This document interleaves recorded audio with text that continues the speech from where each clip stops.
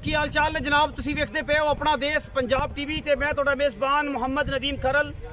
सब तो पहले अपने चैनल को करना है सबसक्राइब ते बेल आइकन ते क्लिक करना है एक अच्छी ते बेहतरीन वीडियो दा नोटिफिकेशन हमेशा ही तरह वीरां नूं मिलदा रहे। वीर वेखते रहन।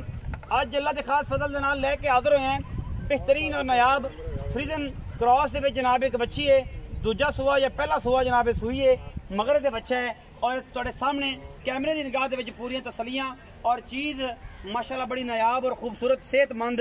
दोस्त वगैरह कहते हैं कि यार अजकल मामलात बड़े ने, लेकिन चीज़ तो उन्होंने अनमोल और बेहतरीन देनी है, साफ सुथरी देनी है, तसलियां करा के देनी है। कैमरे की निगाह दे विच पंडां दे हवाने और बड़ी खूबसूरत लुक, बड़ी बरीक जनाब कलर कंबीनेशन बड़ा खूबसूरत ऑस्ट्रेलियन फ्रीजन क्रॉस पिछे जनाब चौलस्तानी क्रॉस विच बच्चा और माशाल्लाह बड़ी खूबसूरत है ये बच्ची जनाब। पहले ने या दूजे ने ये गल्लां सारियां मालक दसेगा। अपनी तसल्ली सिर्फ कम दी है और कम नूं पूरा 100% तो 120% देना है। अल्लाह ताला दे फजलो करम दे नाल इंशाल्लाह कोशिशां ते काविशां हमेशा बेहतरीन और नायाब और साफ सुथरे जानवरों की होंदियां ने जिन्हां विच कोई दो राय नहीं।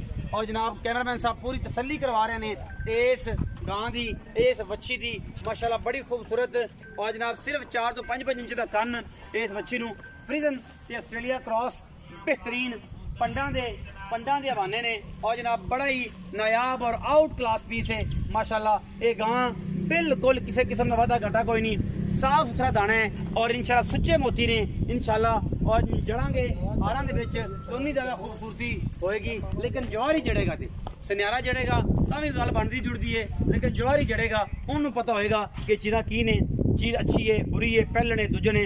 तसल्ली जी तुसीं आप करनी है और उस तो बाद मालक भी तसल्ली देगा।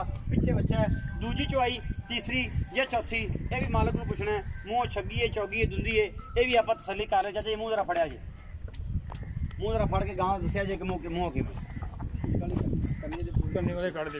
कनिया कट दी दूजे ने। हाँ जी दूजे ने। अच्छा कनिया वाले कट दी पई, छिग वाले कट दी पई। पिछे जनाब ये बच्चा है और माशाल्लाह बड़ा ही खूबसूरत और नायाब हीरा जिदे विच कोई ना फिजिकली को मसला है ना कोई जिस्मानी मसला है।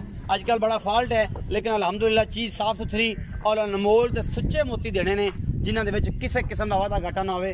गां है माशाल्लाह पुत्रा वर्गी है और अल्लाह के फजलो करम नाल कोई कमी कोताही किसी किस्म की नहीं है। गां दे विच माशाल्लाह हर पासों मयारी और नायाब हीरा है।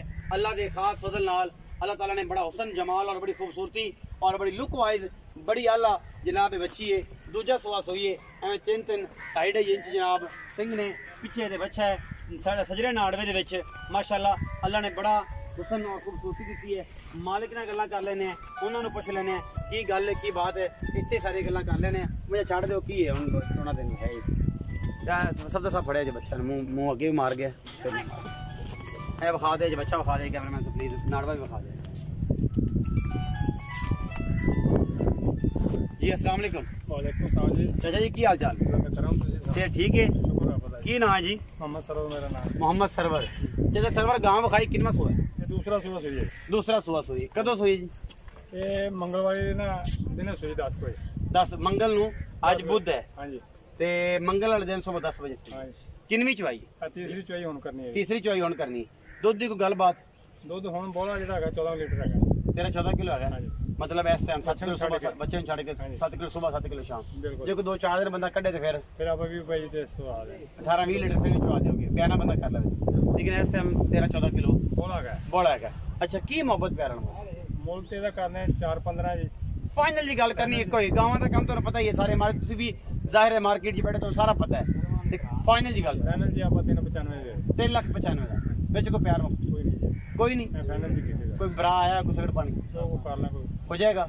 3,95,000 रुपये डिमांड है तो बस सिगड़ पानी जे लम्मिया चौड़ी छाला कोई नहीं तो लम्मी चौड़ी गल्ला कोई नहीं। बच्ची सोहनी ते सुथरी है ते सुच्चा दाना है अलहमदुलिल्लाह। ये जो हारा च इन्हू जड़ना तुसीं ते इंशाल्लाह इन्हें रोब होर बना लेना है और खूबसूरत हो जाना है, नायाब हो जाना है। अपना बहुत सारा ख्याल रखा जे। मिलांगे अच्छी और बेहतरीन और नायाब वीडियो के नाल। पाकिस्तान जिंदाबाद, पाक आर्मी हमेशा।